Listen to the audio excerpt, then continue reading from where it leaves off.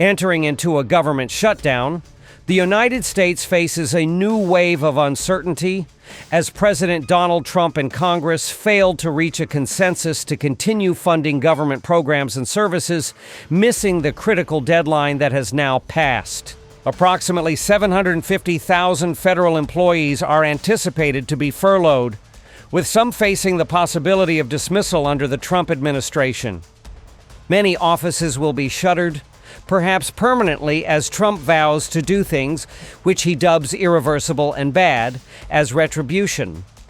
The president's deportation agenda is projected to advance aggressively, while vital services, such as education and environmental protection, struggle to maintain operations. The economic repercussions are expected to be felt across the country.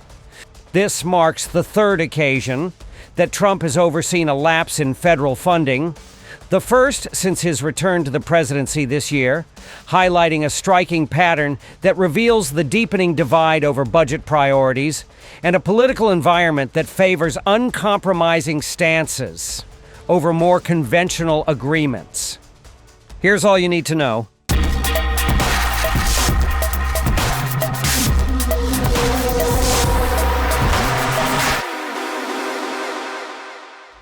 Republicans advocated for a temporary solution to maintain government funding at existing levels until November 21st.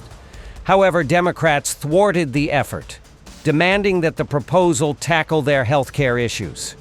The Democratic Party aims to restore the Medicaid reductions implemented in President Donald Trump's extensive legislation approved earlier this summer, along with extending tax credits that would help make health insurance premiums more accessible for the millions who buy insurance through the Affordable Care Act marketplaces. In response, Republicans dismissed the Democratic plan as impractical, arguing it would impose over $1 trillion in costs on taxpayers. Currently, there appears to be no willingness from either side to compromise. What happens in a shutdown? Now that a lapse in funding has occurred, the law requires agencies to furlough their non-accepted employees. Employees deemed accepted, such as those responsible for safeguarding lives and property, remain on duty but will not receive their salaries until the conclusion of the shutdown. The process is initiated by the White House Office of Management and Budget, which issues directives to agencies informing them that a funding lapse has taken place, prompting them to commence organized shutdown procedures.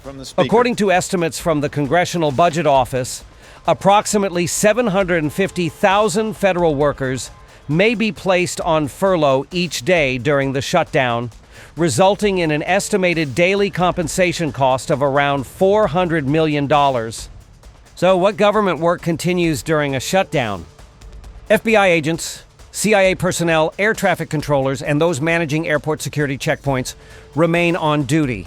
Members of the armed forces are also actively engaged in their responsibilities. Programs dependent on mandatory funding typically persist even during a government shutdown. Payments for Social Security continue to be disbursed. Seniors with Medicare can still access their health care providers, and medical professionals will receive their reimbursements.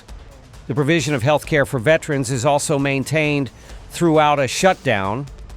Veterans Affairs medical facilities and outpatient clinics will remain operational, and benefits from the VA will keep being processed and distributed. Funeral services will proceed at Veterans Affairs national cemeteries. Every administration is granted a degree of flexibility in deciding which services to halt and which to continue during a shutdown.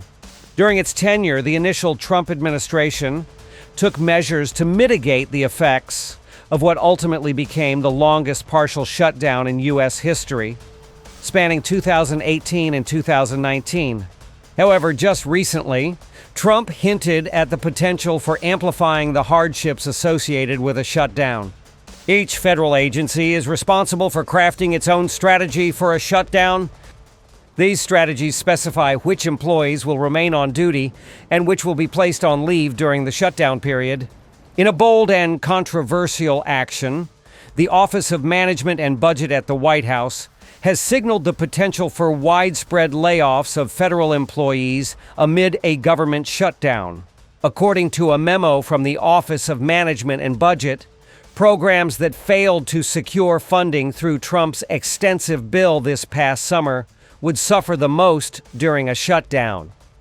The memo suggested that agencies might need to issue reduction in force notifications for those programs whose funding has lapsed, lacks alternative funding options, and are not aligned with the president's priorities. This approach would mark a significant shift from past shutdowns, where federal employees who were furloughed typically returned to their positions once the shutdown concluded. Implementing a reduction in force would not only mean the dismissal of workers, but would also dismantle their roles, leading to yet another significant disruption in a federal workforce already reeling from substantial cuts initiated by the Department of Government Efficiency and other actions taken during Trump's Republican administration.